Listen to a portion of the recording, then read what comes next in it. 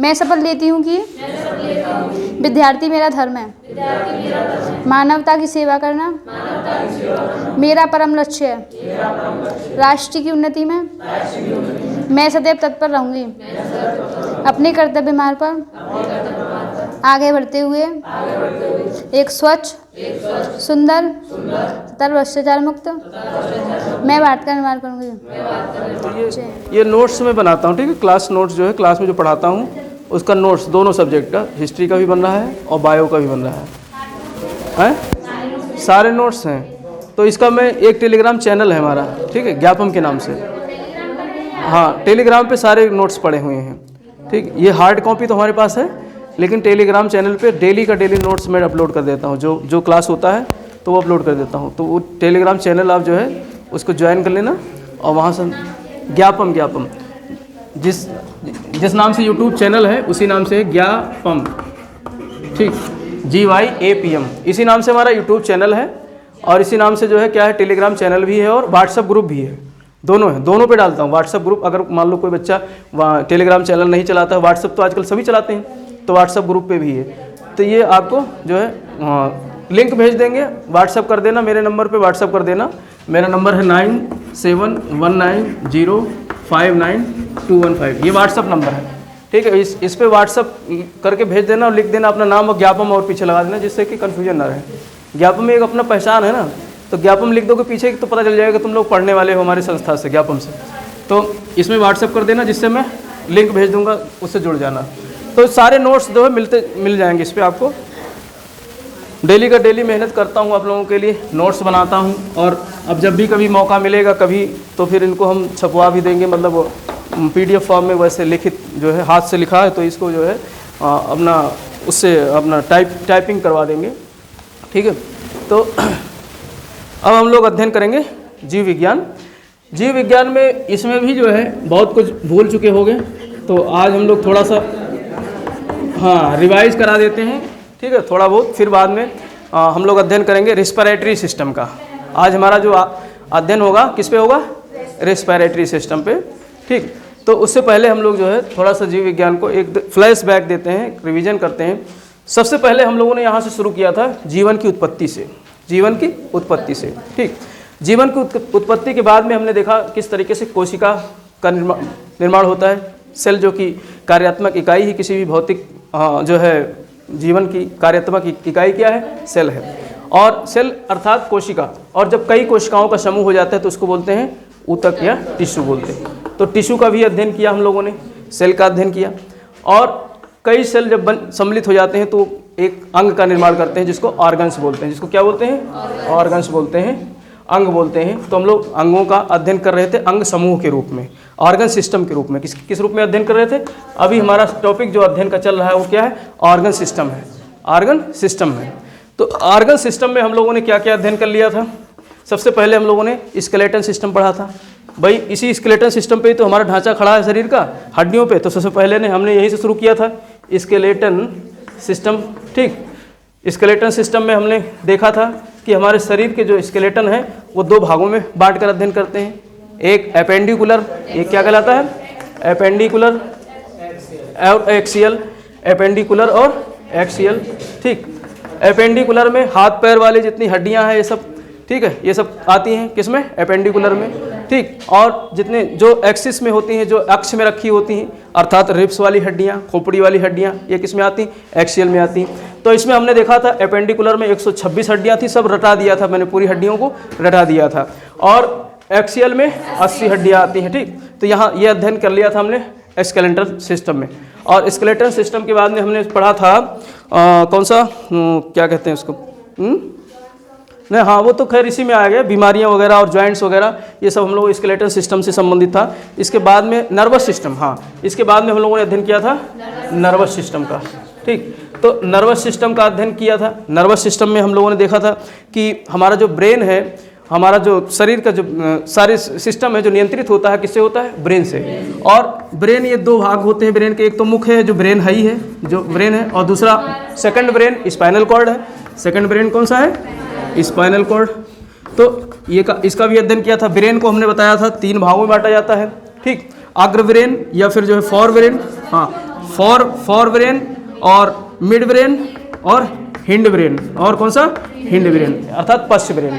ठीक, for brain में हमने देखा था इसके जो है 3 भाग थे फॉर ब्रेन के, जिसमें सेरिब्रल था, पहला क्या था सेरिब्रल, और थैलमस, और तीसरा था हाइपोथैलमस। ठीक, इसी प्रकार से मिड ब्रेन के 2 भाग थे, कार्पोरा और सेरिब्रल कार्पोरा, और हिंड का भी 2 भाग था, सेरिबेलम और मेडुला, सेरिबेलम और मेडुला।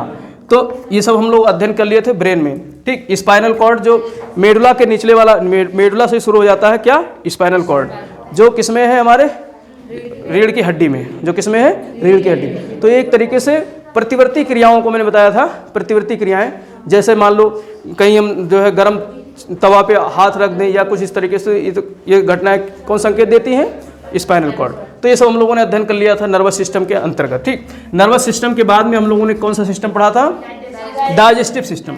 इसके बाद में हम लोगों ने अध्ययन किया था पाचन तंत्र, डाइजेस्टिव सिस्टम। ठीक, तो डाइजेस्टिव सिस्टम में हमने देखा था हमारा जो पाचन है वो शुरू हो जाता है मुख से। कहाँ से शुरू हो जाता है, मुख से। तो मुख से पाचन देखा, मुख से फिर इसके बाद में कहाँ जाता है, आपका आमाशय में जाता है। हाँ, मुख से पाचन कहाँ होता है, फिर आमाशय में होता है। आमाशय से फिर छोटी आंत में होता है। ठीक, आमाशय से पाचन इसके बाद में कहाँ होता है, छोटी आंत में। फिर पचा हुआ मटेरियल कहाँ पहुँच जाता है, बड़ी आंत में। तो बड़ी आंत में पाचन नहीं होता है, लेकिन बड़ी आंत में मल जो है पहुँच जाता है। तो इस तरीके से हम लोग बारी बारी से डाइजेस्टिव सिस्टम का पूरा अध्ययन किए थे, मुख से लेकर आमाशय और छोटी आंत, बड़ी आंत। ठीक, इसके बाद में जो है आपका एनस के रास्ते जो है मल बाहर निकल जाता है। तो ये सारा हम लोग डाइजेस्टिव सिस्टम में पढ़े थे, अध्ययन किए थे। और इसके अलावा डाइजेस्टिव सिस्टम के अलावा हमने जो कुछ एक्सक्रेटरी सिस्टम शायद पढ़ा था ना, उत्सर्जन तंत्र, एक्सक्रेटरी सिस्टम, उत्सर्जन तंत्र का अध्ययन किए थे। ठीक, इसमें हमने बताया था 5 शरीर के मुख्य 5 अंग हैं जो क्या करते हैं, एक्सक्रेटरी करते हैं, उत्सर्जन करते हैं, जिसमें हमने स्किन का अध्ययन किया था, त्वचा का अध्ययन किया था। ठीक, और हाँ, त्वचा के साथ साथ लंग्स का, फेफड़ों का अध्ययन किया था। हाँ, फेफड़े बताए थे, फेफड़ों का अध्ययन तो आज करेंगे, रिस्पिरेटरी सिस्टम में करेंगे हम लोग, लेकिन बताया था कि फेफड़ा भी क्या करता है, उत्सर्जन करता है। और फेफड़ा के साथ साथ में हमने अध्ययन किया था बड़ी आंत जो कि काइल का उत्सर्जन करता है। किसका करता है, काइल का। जो मल है उसको काइल कहते हैं, जब पच जाता है पूरी तरीके से मल तो बड़ी आंत में क्या कहलाता है, काइल कहलाता है। तो काइल का उत्सर्जन करता है। इसके अलावा हमने लीवर देखा था। हाँ, लीवर अमोनिया का उत्सर्जन करता है। लीवर किसका उत्सर्जन करता है, अमोनिया का। और इसके अलावा किडनी देखा था ना, 5वां अंग कौन था, किडनी या वृक्क कहते हैं इसको, किडनी को। हाँ, ये जो है यूरिया, ब्लड से यूरिया छानता है। कहाँ से, ब्लड से यूरिया को निकालता है। तो इस तरीके से ये 5 हम लोगों ने अंग देखा था, कहाँ पर, एक्सक्रेटरी सिस्टम में, उत्सर्जन तंत्र में। ठीक, और इसके अलावा ये एक्सक्रेटरी के अलावा और क्या पढ़े थे हम, बस इतना ही। हाँ, सर्कुलेटरी सिस्टम। और एक, अरे बहुत कुछ पढ़ लिए हम लोग तो बायो में हो। इसके बाद में हम लोग पढ़े थे सर्कुलेटरी सिस्टम। इसके बाद में पढ़े थे सर्कुलेटरी सिस्टम, परिसंचरण तंत्र। और परिसंचरण तंत्र में हम लोगों ने क्या क्या अध्ययन किया था, इसमें हाँ, रक्त का पूरा प्रवाह देखा था कि किस तरीके से जो है ब्लड का प्रवाह होता है, परिसंचरण होता है। और इसके अलावा हमने यहाँ पर हार्ट का भी अध्ययन किया था। ठीक, हार्ट की पूरी एनाटोमी देखी थी, हार्ट के कितने चैम्बर होते हैं, क्या कार्य होते हैं, सारा हम लोग अध्ययन किए थे। और इसके अलावा हम लोगों ने यहाँ पर ब्लड के बारे में अध्ययन किया था। ठीक, ब्लड का पूरा जो है कंपोजिशन देखा था कि ब्लड में क्या क्या होता है। तो हमने देखा था 2 मुख्य तत्वों से ब्लड का निर्माण होता है। एक तो होता है आपका जो है प्लाज्मा, एक क्या होता है, प्लाज्मा, जो द्रव अवस्था में होता है, क्या होता है, प्लाज्मा। और दूसरा हम लोग कार्पसल्स का अध्ययन किए थे। क्या अध्ययन किए थे, कार्पसल्स बोलते हैं, अब स्पेलिंग देख लेना। तो दूसरा कार्पसल्स, तो प्लाज्मा में इसमें प्लाज्मा जो है ये द्रव के रूप में होता है। किस रूप में होता है, द्रव। और कार्पसल जो होते हैं ये कणिकाएं होती हैं। इसमें हम लोग 3 कणिकाओं का अध्ययन किए थे, RBC, हाँ, और WBC और प्लेटलेट्स। ठीक, जिसमें सबसे अधिक किसकी संख्या होती है, RBC की, सबसे अधिक RBC की संख्या होती है। ठीक, इसका निर्माण कहाँ होता है, अस्थि मज्जा में, बोन मैरो में। और भ्रूणावस्था में कहाँ निर्माण होता है, लीवर में होता है। तो ये सारा हम लोग अध्ययन कर लिए थे। और इसके अलावा हम लोग ब्लड क्लॉटिंग का अध्ययन किए थे। किसका अध्ययन किए थे, थक्का का, ब्लड क्लॉटिंग या जो है थक्का का, स्कंदन का, रक्त स्कंदन का अध्ययन किए थे। और इसके अलावा हम लोग जो है ब्लड ग्रुप का, ब्लड ग्रुप कोई अपना निकाला कि नहीं? नहीं निकाला। सूक्ष्मदर्शी है ही नहीं, सूक्ष्मदर्शी होगा तो निकाल सकते हो। मैंने पूरा तरीका बता दिया था किस तरीके से आप अपना ब्लड ग्रुप पहचान सकते हो, ठीक। तो इस तरीके से पूरा हम लोग सर्कुलेटरी सिस्टम के अंतर्गत पूरा अध्ययन कर लिए थे। तो आज हमारा जो टॉपिक होगा वो होगा रिस्पिरेटरी सिस्टम। इसी में हमारा अगला टॉपिक आज का जो है रिस्पिरेटरी सिस्टम का। अच्छा बताओ, हम लोग श्वसन कहाँ से करते हैं?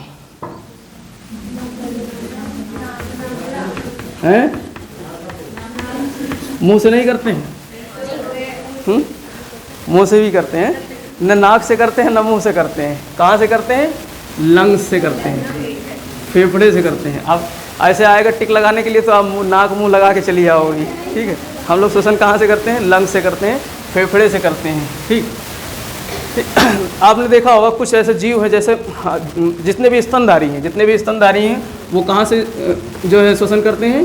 लंग से करते हैं, ठीक। भेड़, बकरी, सुअर, गधा, मुर्गी, वो मुर्गी कह रहा हूँ, ये सारे जितने भी हैं, जितने स्तनधारी जीव हैं जो बेबी को बॉर्न करते हैं वो सब लंग से करते हैं। किससे करते हैं? लंग से करते हैं। और इसके अलावा मछली गिल से करती है। मछली किससे करती है? गिल से करती है, ठीक। जिसको गलफड़ बोलते हैं। क्या बोलते हैं हिंदी में? गलफड़, ठीक। तो गलफड़ या गिल से करती है।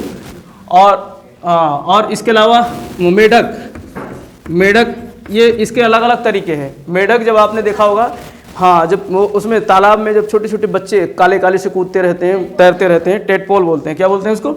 टेडपोल। तो टेडपोल उस समय जो पानी में रहती है, पानी में रहने वाले जीव जो है गिल से करते हैं, मोस्टली जो पानी में ही रहते हैं। तो टेडपोल पानी में ही रहते हैं, तो वो किससे करते हैं? गिल से करते हैं। उनका जो है श्वसन कहाँ से होता है? गिल से होता है। ये मेढक का शिशु होता है, बच्चा होता है। फिर बाद में मेढक बड़ा हो जाता है, वयस्क हो जाता है, जो है बड़ा हो जाता है। बड़ा होकर वो दोनों जगह रहता है, पानी में भी रहता है और बाहर भी रहता है। तो जब पानी में जाएगा तो फिर वो किससे करेगा? आपका लंग से करेगा। पानी में जब रहेगा तो वो लंग से लेगा, लंग से श्वसन करेगा। और कभी कभी जो है ज़मीन के नीचे चला जाता है। गर्मी उर्मी ज़्यादा होती है तो ज़मीन के अंदर चला जाता है और काफ़ी समय तक ज़मीन के अंदर भी रहता है। आपने देखा होगा बरसात में निकलते हैं बाहर, नहीं तो मेढक कहाँ दिखाई देते हैं? तो कहाँ रहते हैं? ज़मीन के भीतर रहते हैं वो। अब ज़मीन के भीतर रहेंगे तो श्वसन तो करेंगे ही ना। तो और लेकिन ज़मीन के अंदर जो है उतना ऑक्सीजन नहीं मिल पाता है उनको जितना बाहर मिलता है। तो इसलिए वो पूरे शरीर से श्वसन करने लगते हैं। शरीर का सबसे ऊपरी हिस्सा क्या है? त्वचा है, स्किन है। तो स्किन से श्वसन करते हैं। कब? जब वो भूमिगत रहते हैं। जब वो भूमिगत होते हैं तो कैसे श्वसन करते हैं? स्किन से करते हैं। ज़मीन पर रहते हैं तो लंग से करते हैं, और भूमिगत होते हैं तो कहाँ करते हैं? स्किन। और पानी में रहते हैं टेडपोल तो गिल से करते हैं। पानी में रहते हैं तो किससे करते हैं? गिल से करते हैं। तो इस तरीके से ये मेढक के जो है अलग अलग तरीके हैं। और इसके अलावा आपने कीट पतंगे देखे होंगे, काकरोच, बिच्छू, ये सब जो है ये सब कैसे करते हैं? अपना ट्रेसिया से करते हैं। ये सब कैसे करते हैं? ट्रेसिया से करते हैं, ठीक। तो इस तरीके से अब हम लोग ये ध्यान रखना चाहिए, हम लोग जो इंसान हैं, स्तनधारी हैं, वो किससे करते हैं? लंग से करते हैं, ठीक। ना कि नाक और मुँह। ये तो एक द्वार है। नाक और मुँह क्या है? एक द्वार है। जिस तरीके से भोजन लेने का द्वार मुख है और ऑक्सीजन लेने का द्वार क्या है? नाक है, ठीक। अगर लंग्स ही नहीं काम करेगा तो नाक खूब चौड़ा कर लेना, खोल लेना, नहीं जाएगा, ऑक्सीजन जाएगा ही नहीं। और लंग्स को भी प्रेरित कौन करता है? डायफ्राम करता है। लंग्स भी अकेले नहीं कर सकता है काम, जब तक नीचे उसकी जो है एक तरीके से धनुष लगा हुआ है, धनुष टंकार बैठा हुआ है डायफ्राम के रूप में, तो वो करता है, वो धक्का मारता है और सिकुड़ता पिकुड़ता है, तब जाकर के लंग्स हमारा गतिशील होता है, काम करता है। तो इस तरीके से अब रेस्पिरेटरी सिस्टम जो है इस हम लोग यहाँ से पढ़ेंगे आज। रेस्पिरेटरी सिस्टम, श्वसन तंत्र, ठीक। श्वसन, इसमें दो चीज़ें होती हैं। श्वसन में दो चीज़ें होती हैं, एक हम इनहेल करते हैं और एक क्या करते हैं? एक्सहेल करते हैं। सांस को अंदर लेते हैं और बाहर छोड़ते हैं। तो ये दोनों क्रियाविधि है श्वसन की, इसको बोलते हैं स्वाछोश्वास, इसको कहते हैं स्वाछोश्वास। अब हिंदी में अजीब नाम है, अंग्रेजी में एक ही नाम है, ब्रीदिंग। अंग्रेजी में इसको क्या कहते हैं? ब्रीदिंग। श्वास को अंग्रेजी में क्या कहते हैं? ब्रीदिंग। और इस ब्रीदिंग में दो क्रियाएं होती हैं। एक होता है आपका इनहेलिंग, क्या होता है? इनहेल, अंदर लेना, और एक होता है एक्सहेल, बाहर करना। इनहेल करना यानी अंदर लेना, एक्सहेल मतलब आउट करना। आउट करना और इन करना। तो ये दो प्रक्रियाएं होती हैं जिसको ब्रीदिंग कहते हैं। सम्मिलित रूप से क्या कहते हैं? ब्रीदिंग कहते हैं। श्वासोच्छ्वास कहते हैं, इसको क्या कहते हैं? श्वासोच्छ्वास या ब्रीदिंग कहते हैं। अब इन क्या करते हैं? तुम सोचते हो खाली ऑक्सीजन हम लोग इनहेल करते हैं, ऐसा नहीं। सबसे ज़्यादा तो हम नाइट्रोजन का इनहेल करते हैं। कितना? 78%। जो कंपोजिशन हमारे गैसों का है, वायुमंडल में गैसों का जो कंपोजिशन है, उन गैसों का ही हम लोग क्या करते हैं? इनहेल करते हैं। तो सबसे ज़्यादा कौन सी गैस है? नाइट्रोजन है। तो नाइट्रोजन का हम लोग क्या करते हैं? इनहेल करते हैं। और ऑक्सीजन कितने परसेंट है? 21। तो 21% हम ऑक्सीजन इनहेल करते हैं। और CO2 कार्बन डाइऑक्साइड कितने परसेंट है? 0.03% है। 0.03% है। लेकिन तीसरे नंबर पे इससे भी ज़्यादा कौन सी गैस है? आर्गन गैस है। अगर क्रम से लगाने के लिए आ जाए कि गैसों का वायुमंडल में किस क्रम में जो है कितनी मात्रा है, तो 4 क्रम आपको याद होने चाहिए। पहला क्रम क्या हो गया? नाइट्रोजन। दूसरा क्या हो गया? ऑक्सीजन। तीसरा हो गया ऑर्गन। चौथे नंबर पे क्या है? Carbon dioxide. तो ऑर्गन भी याद रखना है। ये तीसरे नंबर की सबसे अधिक मात्रा में जो गैस है वो तीसरे नंबर पे है। कौन सी? आर्गन। चौथे नंबर पे क्या है? Carbon dioxide CO2। तो ये इस मात्रा में हम क्या करते हैं? इनहेल करते हैं। गैसों को क्या करते हैं? इनहेल। हमें आदत है इन सारी गैसों को शरीर के अंदर लेने की, लेकिन नाइट्रोजन का शरीर में कोई काम नहीं है। तो शरीर में जाते ही नाइट्रोजन उतनी मात्रा में ही क्या हो जाता है? बाहर निकाल दिया जाता है। तो कितने मात्रा में बाहर निकाला जाता है? 78%। जितना गया उतना ही क्या कर दिया हमने? बाहर कर दिया। तो 78% लिए थे और 78% ही बाहर कर दिया। भाई ऑक्सीजन थोड़ा भारी होती है। ऑक्सीजन क्या होती है? थोड़ा भारी होती है। अगर नाइट्रोजन साथ में मिलकर नहीं जाएगा तो सीधे फेफड़े पे मारेगा, ठक ठक ठोकर मारेगा ऑक्सीजन। और भारी गैस ठोकर मारेगा तो जल्दी हमारा फेफड़ा खराब हो जाएगा। तो इसलिए जो है मिश्रित गैसों का जाना भी जरूरी है। तो 78% गया, 78% को ही बिना चेंज किए हमने क्या कर दिया? बाहर निकाल दिया। और जो ऑक्सीजन गया था, ऑक्सीजन की तो ज़रूरत है भैया शरीर में। ऑक्सीजन ही जा करके शरीर के अंदर जो है वो जो है ब्लड्स के सहारे हमारे टिश्यूज में, हमारे जो है सेल्स में ऑक्सीजन जाना है। तो भाई उसका जो इनहेल किया है उसको हमें डिस्ट्रीब्यूट करना है पूरे शरीर में। तो उसमें जो जितना इनहेल किया है उसका कुछ ही मात्रा हम क्या करेंगे? एक्सहेल करेंगे, बाहर निकालेंगे। कितना? O2 का हम लोग 17% एक्सहेल करते हैं। 17%। अब कहोगे 4% कहाँ गया? तो 4% मर्ज हो गया कहाँ? कार्बन डाइऑक्साइड में, CO2। अब ये जो 0.03% था तो ये लमसम कितना हो गया? 4%। तो ऑक्सीजन जो है हमने एक्सहेल कितना किया? 17%। ऑक्सीजन का एक्सहेल कितना किया? 17%। और कार्बन डाइऑक्साइड जो इनहेल कर रहे थे कम मात्रा में, शरीर के अंदर कार्बन डाइऑक्साइड आई तो आई कहाँ से? लिए तो हम 0.03% थे और बढ़ गया 4%। तो वो ऑक्सीजन ही वो क्या हुई? रूपांतरित हो गई। ऑक्सीजन बर्न हुई हमारे शरीर में, एनर्जी बनाई, और जलने के बाद कोई चीज़ किस रूप में बदल जाती? कार्बन डाइऑक्साइड के रूप में। तो वो हमारे शरीर के अंदर किस रूप में रूपांतरित हो गई? कार्बन डाइऑक्साइड के रूप में। तो वो 4% हमारा कार्बन डाइऑक्साइड एक्सहेल हुआ। तो ये अब प्रश्न आएगा यहाँ से कि गैसों का कौन सा, जो गैसों की कौन सी जो अवस्था है या कौन सा गैस है जो हमारे शरीर में बिना परिवर्तित हुए पूरा वापस लौट आती है? नाइट्रोजन। और किस में परिवर्तन होता है? ऑक्सीजन और कार्बन डाइऑक्साइड में। ऑक्सीजन और कार्बन डाइऑक्साइड। अब ये तो ब्रीदिंग के माध्यम से हमारे शरीर के अंदर जाने वाली गैसों की व्यवस्था थी। ये क्या थी? गैसों की व्यवस्था। इस रूप में हमारे शरीर में गैस जाती, शरीर के अंदर प्रवेश करता है। अब ये गैस हमारे शरीर के अंदर जो है ये जाते कहाँ से हैं, किस रास्ते से जाते हैं, तो वो भी जानना जरूरी है किस रास्ते से। और फिर इसके बाद में हम लोग देखेंगे हमारा जो हार्ट है, हार्ट तो मतलब मेनली करता ही है जो है ब्रीदिंग का काम, लेकिन सिर्फ हार्ट अगर काम कर जाए और ब्लड अगर ना हो तो फिर दिक्कत होगी। ब्लड का मुख्य काम क्या है? वो आंतरिक श्वसन करवाता है सेल्स के माध्यम से। वो सारे जो जितने भी ऑक्सीजन गैस है वो ले जाकर के कहाँ ले जाता है? माइटोकॉन्ड्रिया के पास में। हमने पढ़ा था ना, पावर हाउस किसको कहा गया है? सेल का पावर हाउस किसको कहा गया है? माइटोकॉन्ड्रिया। तो पावर हाउस क्यों है? क्योंकि वो ऑक्सीजन ले करके और वहाँ पर जो है ग्लूकोज का क्या करती है? निर्माण करती है। ग्लूकोज का निर्माण करके वो जो है एनर्जी उत्पन्न करती है। तो इसीलिए उसको कहते हैं पावर हाउस, कहते हैं माइटोकॉन्ड्रिया को पावर हाउस।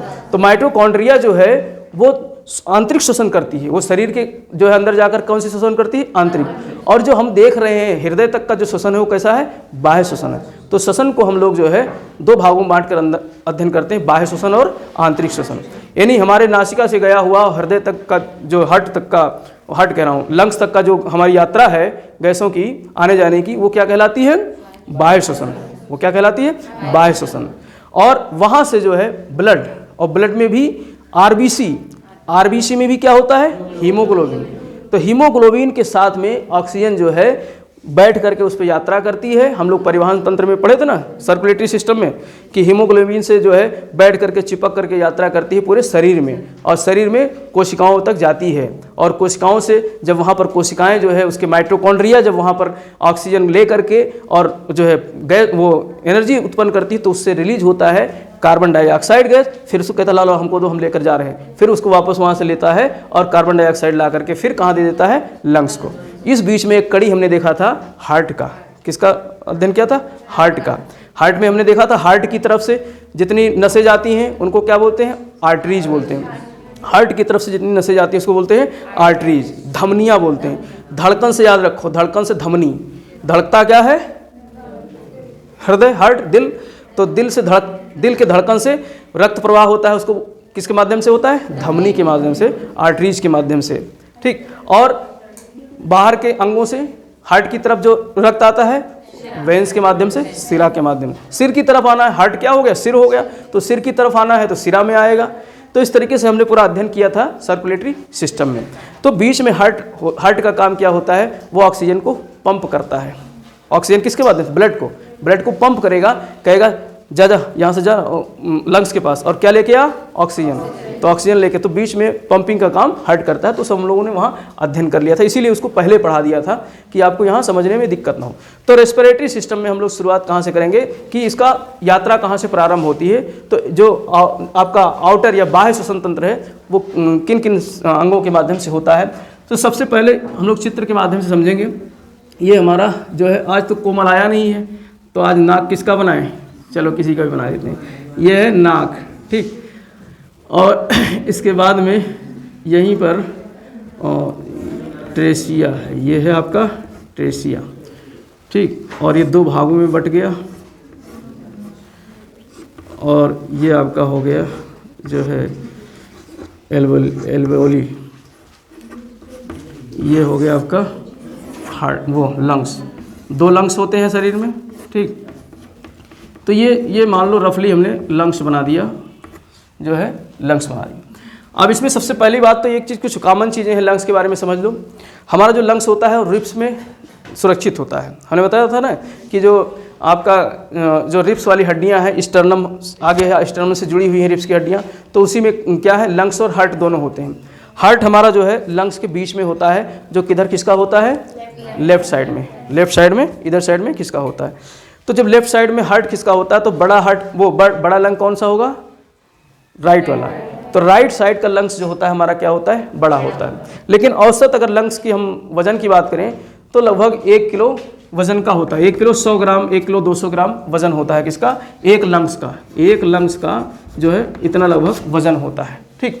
अब ये लंग्स के नीचे, लंग्स अकेले काम नहीं करता, लंग्स के नीचे एक जो है मांस का लोथड़ा है। क्या है, मांस का लोथड़ा। ये कुछ नहीं है, बस खाली मांस का लोथड़ा है, जिसको क्या बोलते हैं, डायफ्राम, जिसको बोलते हैं डायफ्राम। तो ये डायफ्राम जो है ये मांस का लोथड़ा है, जो सहायता करता है किसको, लंग्स को इनहेल और एक्सहेल करने में। ये नीचे खिसकेगा तो जो हमारा फेफड़ा है, जो लंग्स है, वो फैलेगा, और लंग्स जब फैलेगा तो वहाँ पर वायु का दबाव क्या हो जाएगा, कम हो जाएगा। हम लोग जब भूगोल पढ़ेंगे तो वहाँ पर बाकायदा जो है एयर प्रेशर के बारे में पढ़ेंगे। लेकिन इतना जान लो, हवाओं का जो है प्रवाह किधर से होता है, अधिक दाब से कम दाब की तरफ, अधिक दाब से कम दाब। अब यहाँ पर जैसे ही डायफ्राम जो है सिकुड़ा नीचे की तरफ बैठा, वैसे ही लंग्स में क्या हो गया, लंग्स का आकार थोड़ा सा बड़ा हो गया, और लंग्स का आकार बड़ा हो गया तो यहाँ पर जो है कौन सा दाब उत्पन्न हो जाएगा, निम्न दाब। आकार बढ़ा तो हवाओं का दाब यहाँ निम्न हो जाएगा, और बाहर हमारे हवाओं का दाब ज़्यादा है, तो तुरंत गैसों का मिक्सचर जो है हमारे शरीर के अंदर चला जाएगा, और रास्ता कहाँ से मिलेगा, नाक से, ठीक। तो इस तरीके से जो है यहाँ से चला जाता है। तो सबसे पहले हम लोग जो है जहाँ से शुरू होता है, नोस्ट्रल बोलते हैं इसको, अंग्रेजी में क्या बोलते हैं, नोस्ट्रल, ठीक है। ये नोस्ट्रल यानी अर्थात जो है नासा रंध्र, हिंदी में बोलते हैं नासा रंध्र। तो नासा रंध्र, ये जो दो नाक आप देख रहे हो, छेद दो नाक, ये क्या है, रंध्र है। रंध्र मतलब छिद्र होता है। तो इन दो छिद्रों की सहायता से सबसे पहले जो गैसों का मिश्रण है, ऑक्सीजन जिसको हम कह सकते हैं, आम भाषा में लोग जानते नहीं तो कहते हैं हम लोग ऑक्सीजन का ही इनहेल कर रहे हैं, तो जो है वो कहाँ से चला जाता है, नासा छिद्र के माध्यम से हमारे नाक में प्रवेश कर जाता है। और यही इसी नाक के पीछे ही, इसी नासा रंध्र जो है, इसी के पीछे है हमारा जो है फेरिंग्स है। क्या है? फेरिंग्स है। ठीक, फेरिंग्स है, हिंदी में क्या कहते हैं पता नहीं, तो इसको याद रखो। फेरिंग्स क्या है? फेरिंग्स है। इसी के पीछे जस्ट ये, जैसे ये आपके दो नाक के छेद हो गए और इसी के पीछे क्या है? फेरिंग्स है। यहाँ पर ये वाला ये है फेरिंग्स।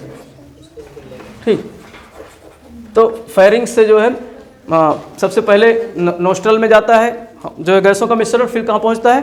फेरिंग्स से पहुँचता है। फेरिंग्स के बाद में फिर पहुँचता है लैरिंग्स में। कहाँ पहुँचता है? लैरिंग्स में।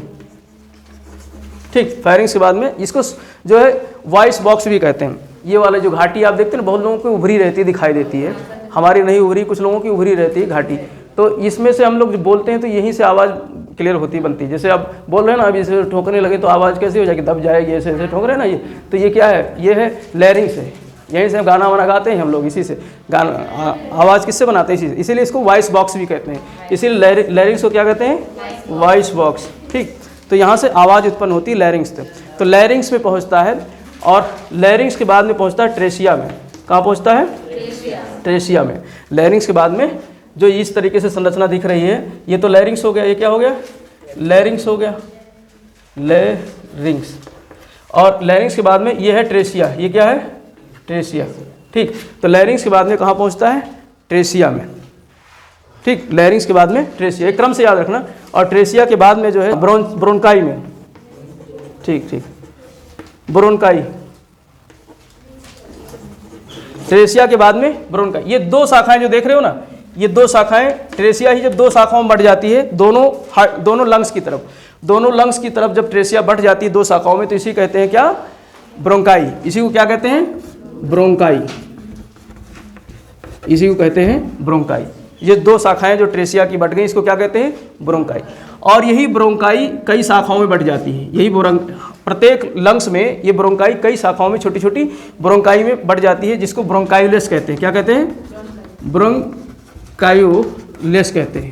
ब्रोंकायुलेस यानी छोटी छोटी ब्रोंकाई को क्या कहते हैं? ब्रोंकायुलेस। और यही ब्रोंकायुलेस जा करके जो इसका आखिरी हिस्सा होता है, वहाँ पर गुब्बारे नुमा छल्ले बन जाते हैं। क्या बन जाते हैं? गुब्बारे। यही स्थान उपलब्ध कराते हैं जो है ऑक्सीजन जो है कार्बन डाइऑक्साइड के लिए। ये एक तरीके से क्या है? कोठार होते हैं जहाँ पर ऑक्सीजन स्टोर हो जाता है। तो इसको एल्वोलाई बोलते हैं। क्या बोलते हैं? एल्वियोली। क्या बोलते हैं? एल्वियोली। ठीक, एल्वियोली। तो ये जो गुच्छे नुमा संरचना है, ये क्या कहलाती है? एल्वियोली। ठीक, तो इस तरीके से हमारे जो है लंग्स तक जो है ऑक्सीजन या कार्बन डाइऑक्साइड बाहर निकलता है और वहाँ पहुँचता है। सारी गैसें इस रास्ते से पहुँचती है। फिर से समझो, नोस्ट्रिल यानी नासा छिद्र से गैस प्रवेश की, फिर कहाँ पहुँचती है? फेरिंग्स में। कहाँ पहुँचती है? फेरिंग्स में। फेरिंग्स से फिर कहाँ? लैरिंग्स में। स्वर यंत्र, या फिर इसको वॉइस बॉक्स भी कहते हैं, लैरिंग्स बोलते हैं, जिससे हमारा क्या होता है? जो है आवाज़ उत्पन्न होती है, तो इसीलिए इसको बोलते हैं लैरिंग्स। लैरिंग्स के बाद में फिर ट्रेसिया पहुंचता है। कहाँ पहुंचता है? ट्रेसिया। अब ये ट्रेसिया एक सबसे बड़ी पाइप है। ट्रेसिया इनमें सबसे बड़ी पाइप अगर बात करें तो क्या है? ट्रेसिया। अब ट्रेसिया जो जिस तरीके से हम लोग फूड पाइप देखे थे, उसी तरीके से ट्रेसिया है जो गैस यहाँ पर पहुँचती है। तो ये ट्रेसिया में ऐसा तो है नहीं, कुछ समय तक जो है हम लोग एक्सेल इनहेल नहीं करते हैं, कि कुछ ऐसे विशेष समय होते हैं, योगा वगैरह कर रहे हैं तो लंबे समय तक रोक लिए। तो ऐसी स्थिति में अगर ट्रेसिया नर्म होगी तो चिपक जाएंगे, क्योंकि अंदर म्यूकस होता है और म्यूकस चिपचिपा होता है, फिर दोनों दीवार क्या हो जाएंगी? चिपक सकती हैं। और चिपक हो गई तो सांस वहीं पर रुक जाएगा, सांस अंदर जाएगा ही नहीं, अंदर का अंदर, बाहर का बाहर, तो आदमी कहाँ चला जाएगा? बाहर चला जाएगा, ऊपर ही चला जाएगा। तो इसीलिए ट्रेसिया को इंसान ईश्वर ने कैसा बना दिया है? इसके अंदर जो है आपने स्पंजी जो है हड्डियाँ पड़ी थी। क्या कहते हैं स्पंजी हड्डियों को? जो मुलायम हड्डियाँ होती हैं, कार्टिलेज पढ़ा था ना हड्डी में।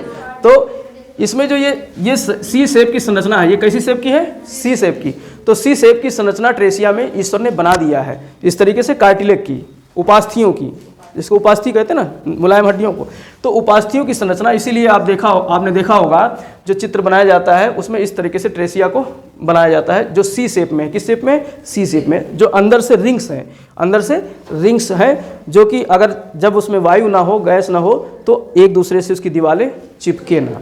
तो इसीलिए इस ट्रेसिया की संरचना ऐसी बनाई गई है। फिर ट्रेसिया 2 भागों में बंट जाती है। ट्रेसिया कितने भागों में बंट जाती है? 2 भागों में। तो इसको ब्रोंकाई कहते हैं। इसको क्या कहते हैं? ब्रोंकाई कहते हैं। 2 भागों में बंट गई। और ब्रोंकाई में भी क्या होती है, जो है कार्टिलेज की संरचना होती है। और फिर ये ब्रोंकाई जो है जा करके छोटी छोटी शाखाओं में विभक्त हो जाती हैं और हमारे जो लंग्स हैं, लंग्स में अंदर तक प्रवेश कर जाती हैं और वहाँ जा करके गुच्छेनुमा संरचना पाई जाती है। ठीक है, जो बैलून की तरीके से होती है, गुब्बारे नुमा होती है। और इस बैलून नुमा, गुब्बारे नुमा संरचना को कहते हैं एल्वियोली। क्या कहते हैं? एल्वियोली।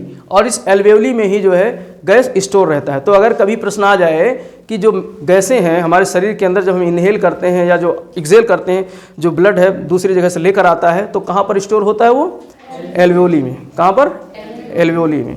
तो एल्वियोली एक महत्वपूर्ण संरचना है जहाँ पर ये गुब्बारे नुमा संरचना है, यहाँ पर जो है कुछ समय के लिए स्टोर होता है। यहीं से तो अब इसमें क्या है, जो है ब्लड, रक्त की कोशिकाएं हैं, रक्त की कोशिकाएं हैं जो इन सब से जुड़ी हुई हैं, जो इन सब से जुड़ी हुई हैं और इनसे जो है ऑक्सीजन लेती है रक्त और लेकर के शरीर के विभिन्न हिस्सों तक पहुंचाती है और वहाँ से कार्बन डाइऑक्साइड लाती है, फिर अल्वेओली को देती है और अल्वेओली जो है यहाँ से धक्का मारता है, फिर कहाँ निकल जाता है? बाहर, नाक के रास्ते बाहर निकल जाता है। तो इस तरीके से ये पूरी प्रक्रिया क्या कहलाती है? बाह्य श्वसन। ये पूरी प्रक्रिया क्या कहलाती है? बाह्य श्वसन।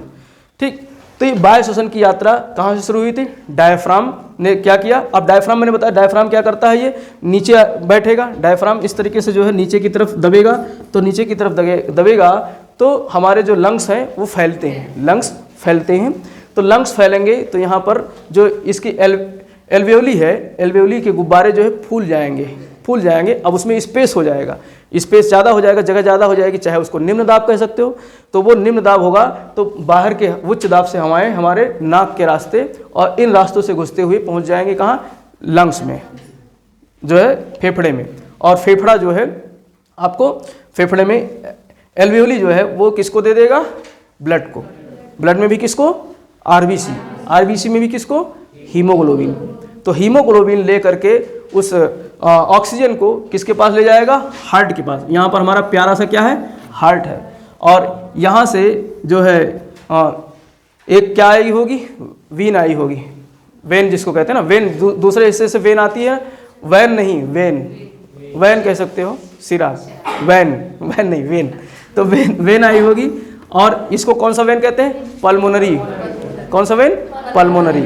ठीक, तो पल्मोनरी वेन लेकर के आएगा क्या? शुद्ध रक्त, ऑक्सीजन वाला। ये एक अपवाद मैंने बताया था। ठीक, तो ये शुद्ध रक्त लेकर आएगा कहाँ से?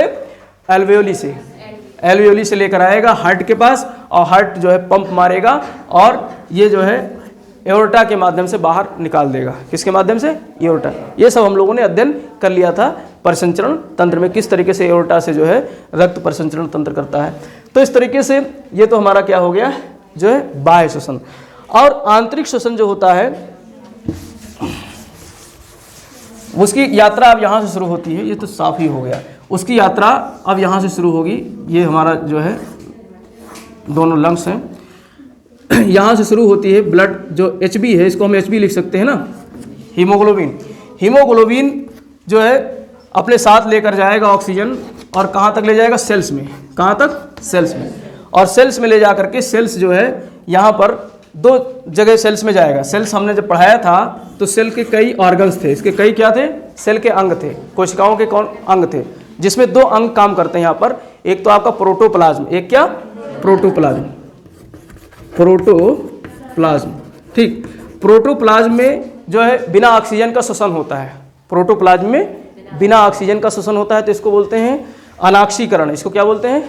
अनाक्षीकरण। और दूसरा जाता है हमारा किसमें? माइटोकॉन्ड्रिया में। दूसरा कहाँ जाता है? माइटोकॉन्ड्रिया में।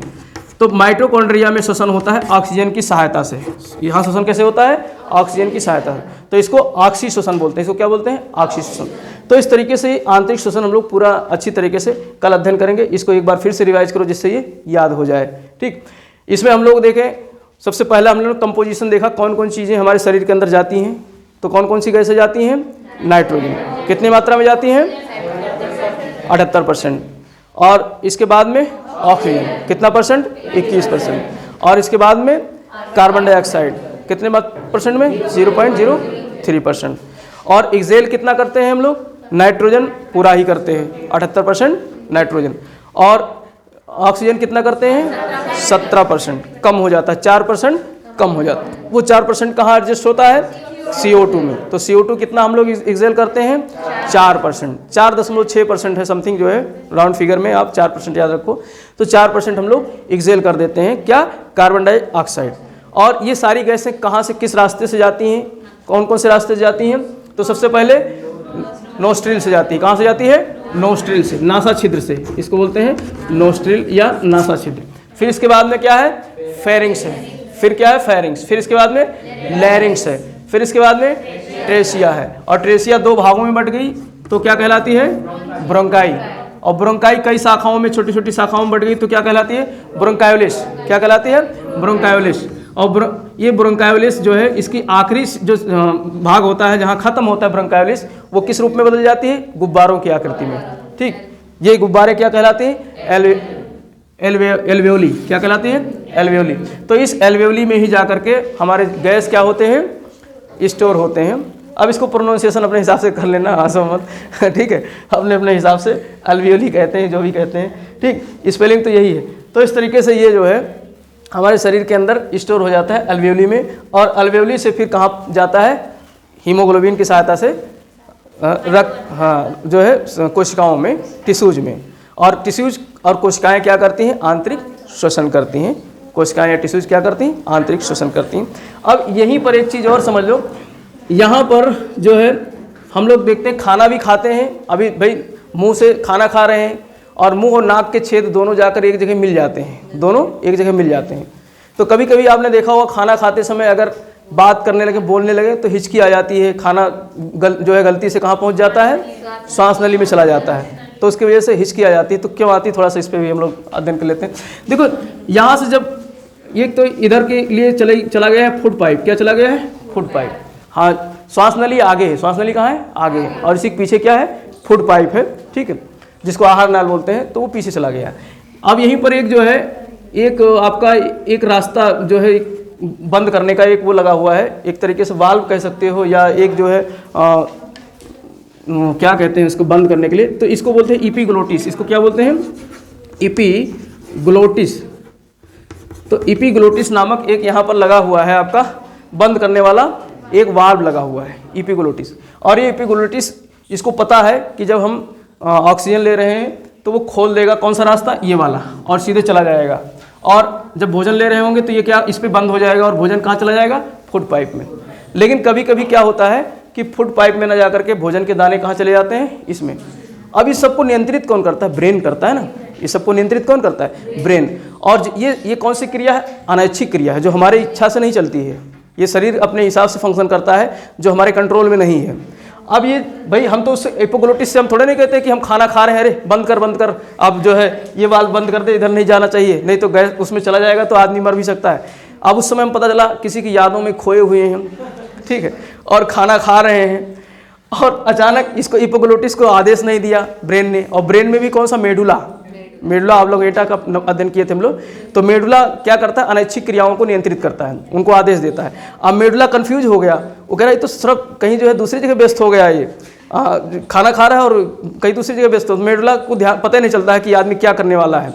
तो मेडुला इसको आदेश नहीं दे पाता है कि किसको, इपीग्लोटिस को। और ये जो है कंफ्यूज हो जाता है, जैसे खाना आता है सोचता है किधर जाऊँ, तो ये बंद कर देता है किसको, खाने वाले नली को, और खाना किधर चला जाता है, श्वास नली में। अब श्वास नली में फेफड़ा देख रहा है, एल्वेओली वगैरह सब मिलकर देख रहे हैं, तो गलत जगह आ गया, कहते मारो, धक्का मारो इधर से। तो ये सब मिल करके क्या लगाते हैं, धक्का लगाते हैं, तो अच्छे से बाहर निकलता है खाना, ठीक है। तो कभी कभी ज़्यादा तेज धक्का लग जाता है तो नाक से भी निकल जाता है, मुंह से निकल जाता है, नहीं तो हिचकी आ जाती है। तो ये इसका काम है इपीग्लोटिस का। तो इपीग्लोटिस क्या हो गया, इसको बंद करने का वाल्व। इपीग्लोटिस से ही 2 शाखाओं में बट जाती है हमारा, एक फूड पाइप और एक दूसरा क्या है, श्वास नली, ठीक है। तो यहीं से जो है हिचकी आती है। तो ये इसका एक जो है भाग था। तो इपीग्लोटिस कभी कोई पूछ लेता है, ये इपीग्लोटिस क्या है, तो ये श्वास नली का एक ढक्कन है। हाँ, श्वास नली का क्या है, एक ढक्कन है, जो श्वास नली और फूड पाइप को दोनों को बारी बारी से बंद करता है। खाना, अब दोनों काम एक साथ नहीं कर सकते हो भाई। खाना खा रहे हो तो फिर उस समय आपका जो इनहेल और एक्सेल की प्रक्रिया है वो ब्रेक हो जाएगी, रुक जाएगी। ठीक, जैसे ही खाना आपने घटक लिया वैसे फिर चालू हो जाएगी। तो ये सब अनैच्छिक क्रिया है जो आपको पता भी नहीं चलता, ये सब चलती रहती हैं। इसलिए आप किसी भी काम में व्यस्त रहो और सारा काम होता रहता है, लेकिन निर्देश देने वाला वो कन्फ्यूज हो जाता है। जब मेडुला को पता नहीं क्या आदेश दे, तो फिर यहाँ पर एपिग्लोटिस फिर अपने हिसाब से दिमाग से काम लेता है। उसके पास तो दिमाग है नहीं, वो इधर उधर कन्फ्यूजिया करके कभी कुछ बंद कर देगा। तो इसलिए ऐसी, अब हम लोग कहते हैं कोई याद कर रहा था इसलिए जो है हिचकी आई। अरे याद तो हम कर रहे थे, किसी की याद में खोए थे और मेडुला को पता नहीं चला कि बंदा जो है क्या ले रहा है, ऑक्सीजन ले रहा है या पानी पी रहा है या खाना खा रहा है। और यहाँ से जो है जैसे ही जो है श्वास नली में पहुँचा तो नीचे वाले सब परेशान हो जाते हैं, अरे तो ये गलत जगह आ गया, अगर यहाँ आ गया तो कब्जा कर लेगा, फिर हमारा बंदा ये मर जाएगा। तो फिर ये हाइचो धक्का लगाते हैं सब मिल करके और अंदर से, हाँ, तब ये डायाफ्राम बहुत तेजी से धक्का मारता है, कहता है मारो धक्का हच से जो है, जिससे कि सारा खाना बाहर निकल जाए।